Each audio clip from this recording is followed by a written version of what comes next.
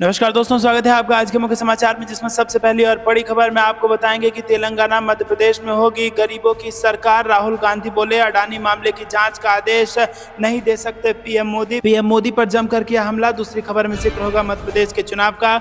चुनाव से पहले भाजपा को बड़ा झटका, वर्तमान और पूर्व विधायक समेत 9 नेता हुए कांग्रेस में शामिल। तीसरी खबर में जिक्र होगा कि एक देश एक चुनाव से पहले वन नेशन वन इनकम करें पीएम मोदी।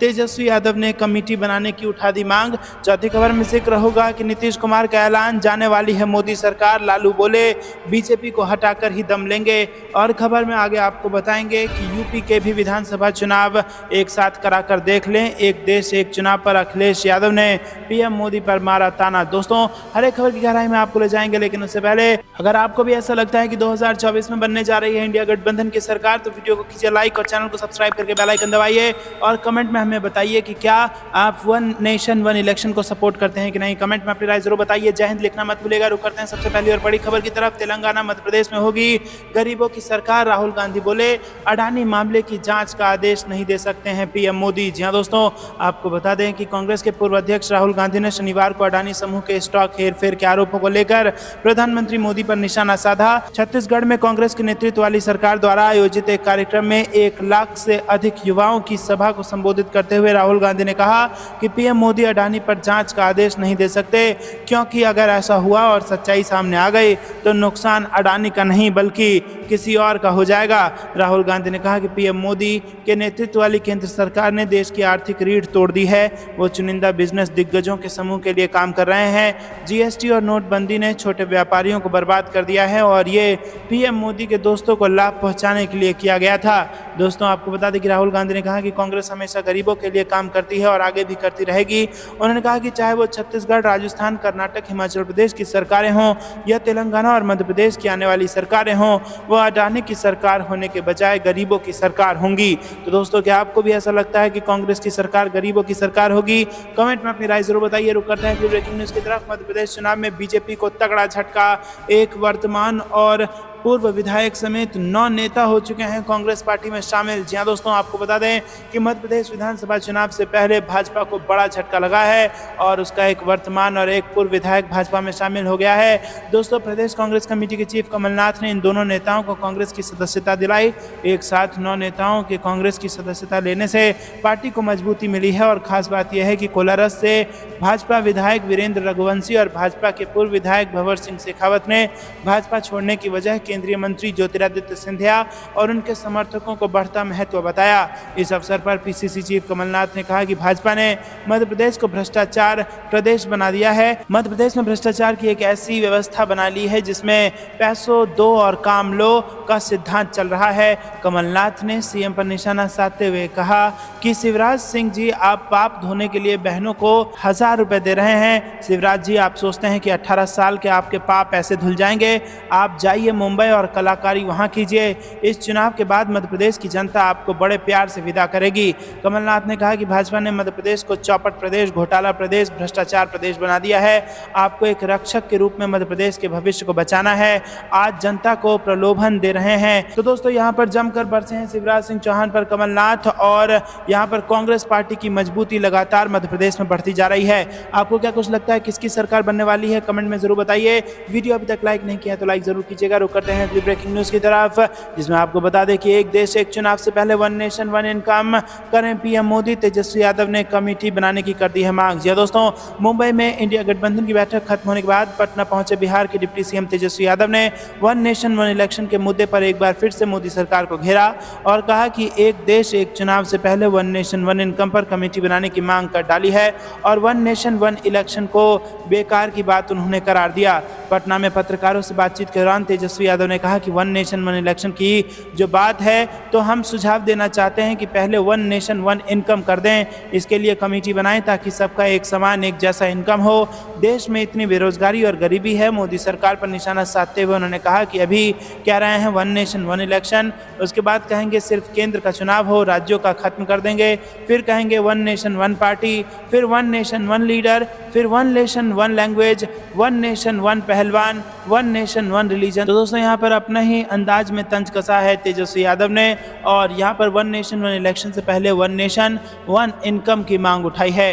रुक करते हैं अगली ब्रेकिंग न्यूज़ की तरफ। इंडिया महासम्मेलन से बड़ी खबर, नीतीश कुमार का ऐलान, जाने वाली है मोदी सरकार। लालू यादव बोले कि बीजेपी को हटा करके ही दम लेंगे। जी हाँ दोस्तों, आपको बता दें कि मुंबई में विपक्षी इंडिया गठबंधन की तीसरी बैठक कई अहम फैसले के साथ खत्म हो गई। बैठक के बाद एक प्रेस कॉन्फ्रेंस में सभी विपक्षी नेताओं ने एक एक कर अपनी बात रखी, और इसी दौरान बिहार के मुख्यमंत्री नीतीश कुमार ने कहा कि केंद्र की मोदी सरकार जाने वाली है। वहीं आरजेडी प्रमुख लालू यादव ने कहा कि अब बीजेपी को सत्ता से हटाकर ही दम लेंगे और देश को बचाएंगे। नीतीश कुमार ने मोदी सरकार पर निशाना साधते हुए कहा कि जान लीजिए, जो केंद्र में है वो हारेंगे, वो जाने वाले हैं। हम जगह जगह जाकर प्रचार करेंगे, सभी कमेटी बन गई है और आगे के फैसले भी तेजी से लिए जाएंगे। मीडिया को आड़े हाथों लेते हुए उन्होंने कहा कि ये काम कम करते हैं और ज़्यादा छपता है। इनसे पहले भी देश में कितना सारा काम हुआ, कई राज्यों में विपक्षी पार्टियां लगातार काम कर रही हैं, लेकिन सिर्फ उनके बारे में ही छपता है, खाली प्रचार होता है। नीतीश ने कहा कि एक बार उनसे मुक्ति मिलेगी तो आप मीडिया वाले भी आज़ाद हो जाइएगा, ये लोकतंत्र के लिए ज़रूरी है। रुक करते हैं अगली ब्रेकिंग न्यूज़ की तरफ। यूपी के भी विधानसभा चुनाव कराकर देख लें, एक देश एक चुनाव पर अखिलेश यादव आना। जी हाँ दोस्तों, केंद्र सरकार ने 18 से 22 सितंबर तक संसद का विशेष सत्र बुलाया है। कहा जा रहा है कि इस सत्र में सरकार सदन में एक देश एक चुनाव बिल पेश कर सकती है। इसे लेकर राजनीतिक सरगर्मियां तेज हो गई हैं। अब इस मुद्दे पर समाजवादी पार्टी के अध्यक्ष अखिलेश यादव ने केंद्र की मोदी सरकार पर तंज कसा है। अखिलेश यादव ने कहा है कि अगर केंद्र सरकार को यह एक्सपेरिमेंट सबसे पहले उत्तर प्रदेश में करना चाहिए, क्योंकि उत्तर प्रदेश देश के सबसे अधिक लोकसभा और विधानसभा सीट वाला राज्य है। उन्होंने ट्वीट कर कहा कि हर बड़े काम को करने से पहले एक प्रयोग किया जाता है। इसी बात के आधार पर हम ये सलाह दे रहे हैं कि एक देश एक चुनाव करवाने से पहले बीजेपी सरकार इस बार लोकसभा के साथ साथ देश के सबसे अधिक लोकसभा व विधानसभा सीटों वाले उत्तर प्रदेश के लोकसभा विधानसभा के चुनाव एक साथ कराकर देख ले। इसके एक तरफ चुनाव आयोग की क्षमता का भी परिणाम सामने आ जाएगा और जनता का भी, साथ ही बीजेपी को ये भी पता चल जाएगा कि जनता किस तरह उनके खिलाफ आक्रोशित है और उन्हें सत्ता से वापस हटाने के लिए उतावली है। तो दोस्तों, क्या आपको भी ऐसा लगता है कि यूपी की जनता भाजपा को सत्ता से हटाने के लिए उतावली है? तो वीडियो को अभी तक अगर लाइक नहीं किया तो लाइक करके अपना समर्थन दर्ज कराइए। रुक करते हैं अगली ब्रेकिंग न्यूज़ की तरफ। राहुल गांधी ने केंद्र सरकार पर बोला हमला, कहा भाजपा जहां नफरत फैलाएगी वहां हम मोहब्बत का पैगाम देंगे। जी हाँ दोस्तों, आपको बता दें कि राहुल गांधी छत्तीसगढ़ दौरे पर हैं। रायपुर पहुंचने पर कांग्रेस नेता राहुल गांधी का मुख्यमंत्री भूपेश बघेल ने एयरपोर्ट पहुंचकर स्वागत किया। राहुल गांधी ने नया रायपुर में राजीव युवा मितान सम्मेलन को संबोधित करते हुए कहा कि आदिवासी मतलब हिंदुस्तान के मालिक, जल जंगल जमीन पर उनका हक है। राहुल गांधी ने केंद्र की मोदी सरकार पर हमला बोलते हुए कहा कि केंद्र सरकार चाहती है कि आप आगे ना बढ़ें। हम चाहते हैं कि जल जंगल जमीन सब आपको मिले। मणिपुर समेत जहां भी बीजेपी नफरत फैलाएगी हम वहां मोहब्बत का पैगाम देंगे। हम किसान मजदूरों के लिए काम करते हैं, वो 2-4 उद्योगपतियों के लिए काम करते हैं। राहुल गांधी ने आगे कहा कि हम छोटे उद्योगपतियों के लिए भी काम करते हैं। प्रदेश में हजारों बिजनेस खुलेंगे। छत्तीसगढ़ बिजनेस का सेंटर है, इसके लिए हमें और काम करना है। दोस्तों, रुक करते हैं अगली ब्रेकिंग न्यूज़ की तरफ। इंडिया गठबंधन की सरकार बनी तो रसोई गैस की कीमत होगी 500 रुपये। अभिषेक बनर्जी ने किया ऐलान। जी हाँ दोस्तों, आपको बता दें कि धूपगढ़ी विधानसभा सीट पर 5 सितंबर को उपचुनाव होने वाला है। चुनाव के मद्देनजर प्रचार में विपक्षी दलों की तरह सत्तारूढ़ पार्टी तृणमूल कांग्रेस ने भी अपनी पूरी ताकत झोंक दी है। शनिवार को सांसद व तृणमूल के राष्ट्रीय महासचिव अभिषेक बनर्जी ने प्रचार के तहत धूपगुड़ी के फणीर माठ में जनसभा को संबोधित किया और एक बार फिर भाजपा व केंद्र सरकार पर जमकर निशाना साधा। इतना ही नहीं, उन्होंने राष्ट्रीय स्तर पर भाजपा के खिलाफ विपक्षी दलों के गठबंधन इंडिया को लेकर भी बड़ा दावा किया और उनका कहना है कि यदि अगले साल होने वाले लोकसभा चुनाव में इंडिया गठबंधन की सरकार बनी तो रसोई गैस की कीमत कम होकर 50 रुपये हो जाएगी। वहीं दोस्तों, आपको बता दें कि धर्म के नाम पर नहीं बल्कि राजनीति, रोटी कपड़ा और मकान की नीति पर होगी। आम चुनाव में इंडिया गठबंधन को सत्ता पर काबिज होना जरूरी है। यदि ऐसा नहीं हुआ तो भाजपा के सत्ता में रहते महंगाई का दबाव आम जनता पर और बढ़ जाएगा। प्रधानमंत्री नरेंद्र मोदी समेत अन्य भाजपा नेता पर निशाना साधते हुए बनर्जी ने कहा कि चुनाव के दौरान ही भाजपा नेता आम जनता के बीच दिखाई देते हैं, अन्यथा उनका दीदार होना भी मुश्किल हो जाता है। तो दोस्तों, यहाँ पर बेहद बड़ा ऐलान कर दिया है अभिषेक बनर्जी ने और कहा है कि इंडिया गठबंधन की सरकार बनी तो महंगाई कम होगी और रसोई गैस की कीमत 500 रुपये पर पहुंच जाएगी। रुक करते हैं अगली ब्रेकिंग न्यूज़ की तरफ। सबसे पहले पवित्र शिवलिंग हटाना जरूरी, दिल्ली में लगे फव्वारों पर विश्व हिंदू परिषद को भी कड़ी आपत्ति। जी हां दोस्तों, दिल्ली में होने जा रहे शिखर सम्मेलन की सजावट में शिवलिंग की कलाकृति वाले फाउंटेन को लेकर सियासी गलियारे में गहमा गहमी है। आम आदमी पार्टी के विधायकों ने इसे लेकर दिल्ली पुलिस के स्पेशल कमिश्नर से मिलकर एलजी के खिलाफ धार्मिक भावनाओं को आहत करने के मामले में कार्रवाई की मांग की है। इस मामले में अब विश्व हिंदू परिषद के एंट्री हो गई है और अब अंतर्राष्ट्रीय संयुक्त महामंत्री डॉक्टर सुरेंद्र जैन ने G20 समिट से पहले दिल्ली में लगे शिवलिंग जैसे आकृति वाले फव्वारे पर कड़ी आपत्ति जताई है। उन्होंने कहा है कि मैं G20 में शिवलिंग आकृति के सजावट का विरोध करता हूं। ये दुर्भाग्य की स्थिति है। कौन जिम्मेदार है ये बाद में तय हो। अभी मेहमान आने वाले हैं तो सबसे पहले पवित्र शिवलिंग को हटाना जरूरी है और उसे तुरंत हटाया जाना चाहिए। डॉक्टर सुरेंद्र जैन ने आगे कहा कि पवित्र शिवलिंग को शोभा के लिए लगाया जाना गलत है।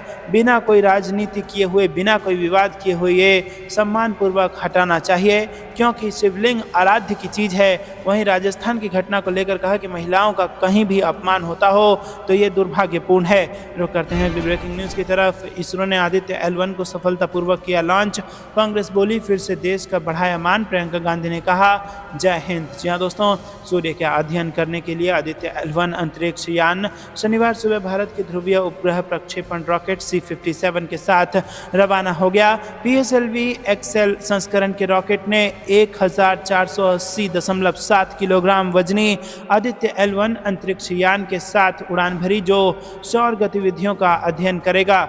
दोस्तों, 321 टन वजनी 44.5 मीटर लंबा PSLV C57 रॉकेट सुबह 11:50 पर सतीश धवन अंतरिक्ष केंद्र से आदित्य L1 के साथ रवाना हुआ। अपनी पूंछ पर एक मोटी नारंगी लौ के साथ धीरे धीरे आसमान की ओर बढ़ते हुए रॉकेट ने गड़गड़ाहट के साथ गति प्राप्त की और एक मोटा गुबार छोड़ते हुए ऊपर और ऊपर चला गया। रुक करते हैं अगली ब्रेकिंग न्यूज़ की तरफ। सुप्रीम कोर्ट से बड़ी खबर, मणिपुर में जरूरत पड़ी तो हेलीकॉप्टर के जरिए जरूरी वस्तुओं की कराएं आपूर्ति, कोर्ट ने दिए सरकार को सख्त निर्देश। जी हाँ दोस्तों, आपको बता दें कि मणिपुर लंबे जातीय संघर्ष से जूझ रहा है। ऐसे में सुप्रीम कोर्ट ने शुक्रवार को केंद्र और राज्य सरकार से लोगों के लिए भोजन, दवाएं उपलब्ध कराने के इंतजाम करने को कहा है। शीर्ष कोर्ट ने कहा कि राज्य के कुछ क्षेत्रों में आर्थिक नाकेबंदी का सामना कर रहे लोगों को भोजन और दवाओं जैसी बुनियादी वस्तुओं की निर्बाध आपूर्ति सुनिश्चित की जाए। मुख्य न्यायाधीश DY चंद्रचूड़ और न्यायमूर्ति JB पार्दीवाला की पीठ ने राज्य सरकार से इससे निपटने के लिए सभी विकल्प तलाशने की निर्देश दिए हैं। अदालत ने कहा कि जरूरत पड़ने पर हेलीकॉप्टर से आवश्यक वस्तुओं की आपूर्ति की जाए। इससे पहले मामले के मानवीय पहलुओं से निपटने के लिए सुप्रीम कोर्ट की तरफ से गठित न्यायाधीशों की समिति की ओर से पेश वरिष्ठ वकील मीनाक्षी अरोड़ा ने पीठ को 2 मुद्दों की जानकारी दी थी। रुक करते हैं अगली ब्रेकिंग न्यूज़ की तरफ।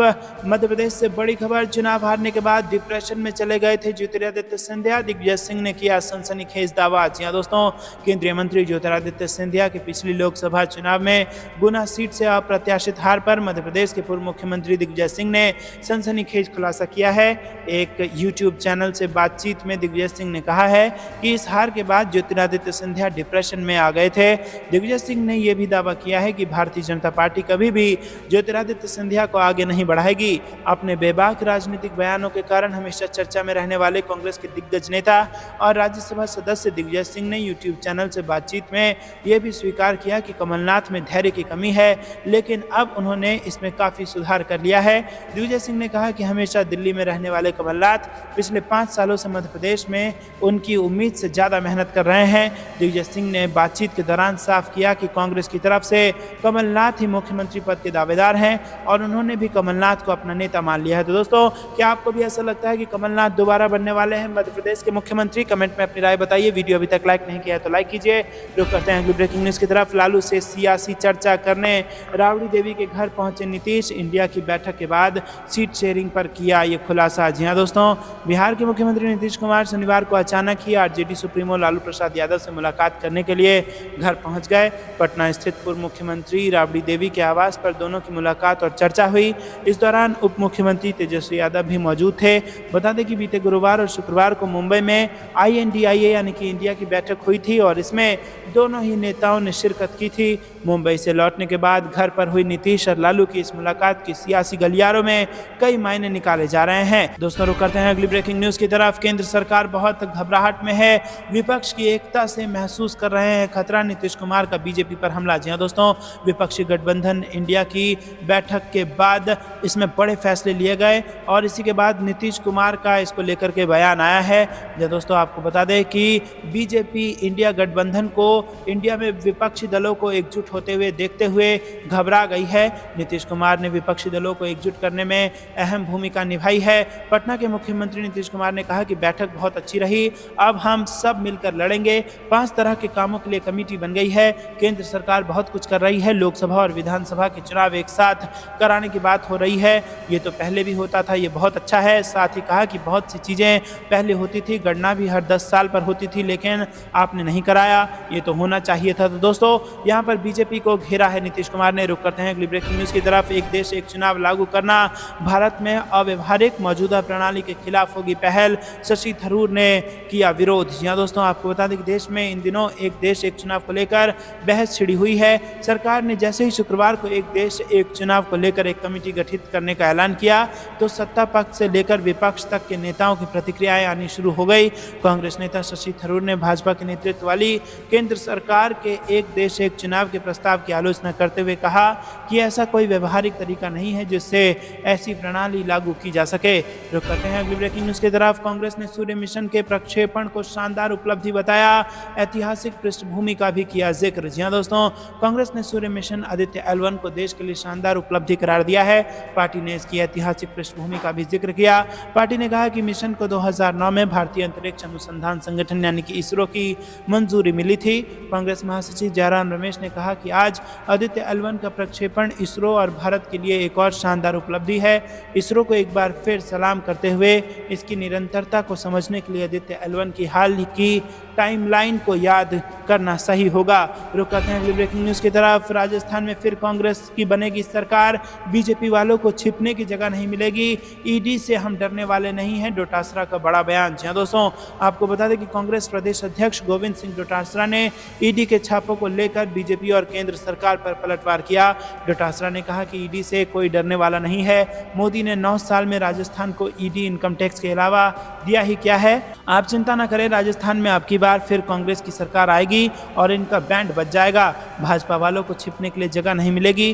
डोटासरा ने कहा कि प्रधानमंत्री मोदी बार बार राजस्थान आ रहे हैं, भाजपा वाले कह रहे हैं नहीं सहेगा राजस्थान। अरे आपको नहीं सहेगा राजस्थान, केंद्र में सरकार है, राजस्थान के लिए आपने क्या किया। बीजेपी के नेता केवल संवैधानिक संस्थाओं का दुरुपयोग कर रहे हैं, केवल डराने धमकाने की राजनीति कर रहे हैं। थोथे और झूठे भाषण देकर मोदी मोदी कहने से कुछ नहीं होता। तो दोस्तों यहाँ पर राजस्थान के कांग्रेस अध्यक्ष डोटासरा ने बड़ा बयान दिया है और बीजेपी को आड़े हाथों ले लिया। रुक करते हैं अगली ब्रेकिंग न्यूज़ की तरफ। घोसी उपचुनाव में शिवपाल यादव ने गड़बड़ी की आशंका जताई, बोले लोगों को डरा रही है पुलिस। जी दोस्तों, प्रदेश की बहुचर्चित घोसी विधानसभा उपचुनाव को लेकर शुक्रवार को जिला मुख्यालय पहुंचे शिवपाल यादव ने चुनाव को लेकर गड़बड़ी की आशंका जताई। पुलिस प्रशासन पर गंभीर आरोप लगाते हुए जिलाधिकारी और पुलिस अधीक्षक से इसकी शिकायत की है और उन्होंने जिलाधिकारी से मिलकर निष्पक्ष चुनाव कराने की मांग की है। रुक करते हैं अगली ब्रेकिंग न्यूज़ की तरफ। मध्य प्रदेश चुनाव से बड़ी खबर। पूर्व विधायक भंवर सिंह शेखावत हुए कांग्रेस के, कहा मुझे भाजपा छोड़ने को मजबूर किया गया। जी दोस्तों, भंवर सिंह शेखावत ने कांग्रेस की सदस्यता ले ली और उन्होंने कहा कि अब भाजपा उन लोगों के कब्जे में है जिनसे भाजपा कार्यकर्ता वर्षों तक संघर्ष करते रहे। संगठन की जमीन तैयार करने के लिए उनसे लड़े। जिस नेता ने मुझे चुनाव हराया वो भाजपा में शामिल हो गया। रुक करते हैं अगली ब्रेकिंग न्यूज़ की तरफ। सीएम भूपेश बघेल देश के दूसरे सबसे लोकप्रिय मुख्यमंत्री, 59% लोगों ने सराहा सराहा उनके काम को। जी हाँ दोस्तों, आपको बता दें कि छत्तीसगढ़ के मुख्यमंत्री भूपेश बघेल का लोकप्रियता में इजाफा हुआ है और वो देश के सर्वाधिक लोकप्रिय मुख्यमंत्री में दूसरे स्थान पर हैं। सर्वे में 59% लोगों ने उनके कामकाज पर संतुष्टि जताई है। ये सर्वेक्षण रिपोर्ट एक मीडिया संस्थान ने अभी हाल ही में प्रकाशित की है। मीडिया समूह द्वारा देश भर में आम नागरिकों से मुख्यमंत्रियों के कामकाज के संबंध में किए गए सर्वे में मुख्यमंत्री भूपेश बघेल की लोकप्रियता में और इजाफा हुआ है। उनकी सरकार के कामकाज पर 59% लोगों ने भरोसा जताया है। मीडिया समूह द्वारा मुख्यमंत्रियों की लोकप्रियता के लिए जनवरी 2023 में कराए गए सर्वे में मुख्यमंत्री भूपेश बघेल के कामकाज पर 55.7% लोगों ने संतुष्टि जताई थी और इसके पूर्व वर्ष में हुए सर्वे में 53.3% ने सीएम बघेल के कामकाज को सराहा था। रुक करते हैं अगली ब्रेकिंग न्यूज की तरफ। मुंबई में निकला राहुल की भारत जोड़ो यात्रा से इंडिया का रोड मैप, अब ऐसी होगी आगे की तैयारियां। जी हाँ दोस्तों, आपको बता दें कि राहुल गांधी ने पिछले साल जिस भारत जोड़ो यात्रा की शुरुआत की थी, अब उसी यात्रा से विपक्षी दलों के गठबंधन के समूह इंडिया का पूरा रोड मैप तैयार किया जा रहा है। मुंबई में आयोजित हुई गठबंधन की बैठक में इसका पूरा प्रतिबिंब भी साफ तौर पर देखा गया। सियासी जानकारों का मानना है कि राहुल गांधी के भारत जोड़ो यात्रा की तर्ज पर ही विपक्षी दलों के गठबंधन ने जुड़ेगा भारत की थीम के साथ एक कदम और आगे बढ़ाते हुए अपने सियासी लक्ष्यों को पाने की तैयारी शुरू कर दी है। इसके अलावा जनता के मुद्दों को आगे रखकर जिस तरीके से राहुल गांधी ने अपनी भारत जोड़ो यात्रा की थी, उन्हें मुद्दों के साथ अब विपक्षी दलों का ये गठबंधन सियासी मैदान में जनता के बीच अपनी आवाज रखता हुआ नजर आएगा। रुक करते हैं अगली ब्रेकिंग न्यूज की तरफ। मणिपुर में राशन और दवाई की कमी, आसमान से गिराओ जरूरी सामान, सुप्रीम कोर्ट का केंद्र को निर्देश। जी हाँ दोस्तों, सुप्रीम कोर्ट ने शुक्रवार को केंद्र और मणिपुर सरकार को सख्त निर्देश देते हुए कहा कि भोजन, दवा और अन्य आवश्यक सामान की जल्द से जल्द आपूर्ति की जाए। शीर्ष अदालत ने भी जरूरी सामान की सप्लाई सुनिश्चित करने का निर्देश दिया। प्रधान न्यायाधीश डीवाई चंद्रचूड़ और न्यायमूर्ति जेबी पारदीवाला की पीठ ने राज्य सरकार को नाकेबंदी से निपटने के लिए सभी विकल्पों पर विचार करने का निर्देश दिया। रुक करते हैं अगली ब्रेकिंग न्यूज की तरफ। 2000 शिक्षकों की खुल गई किस्मत, राजीव युवा मितान सम्मेलन में राहुल गांधी ने दिया नियुक्ति पत्र और कही बड़ी बात। जी हाँ दोस्तों, कांग्रेस सांसद राहुल गांधी छत्तीसगढ़ दौरे पर रायपुर पहुंचे।